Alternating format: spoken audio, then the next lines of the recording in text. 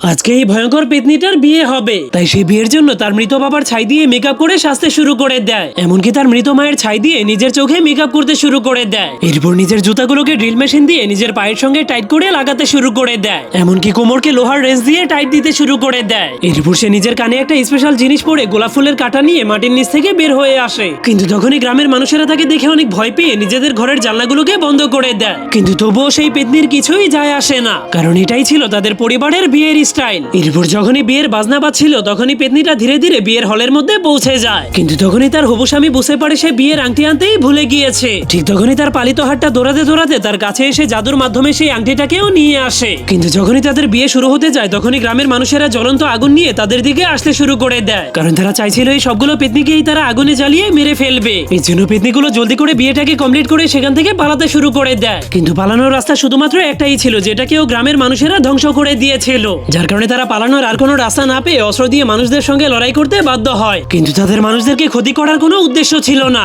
নিজের ফ্যামিলিকে বাঁচানোর জন্য দাদি একাই সব মানুষদেরকে আটকে রেখে সবাইকে পালানোর সুযোগ করে দেয়। আর দাদা সবাইকে নিজের পিঠে চড়িয়ে পাহাড় বেয়ে বেয়ে উপরে উঠতে শুরু করে দেয়। তখন তারা সেই চাঁদনি রাতে সুরক্ষিত হতে পারলেও তারা যেখানেই যেত সেখান থেকেই মানুষেরা ভয় পেয়ে তাদেরকে তাড়িয়ে দিত। এই জন্য সেই নতুন স্বামী তার বউকে ওয়াদা করে, আমি তোমার জন্য একটা সুরক্ষিত ঘর অবশ্যই খুঁজে বের করব।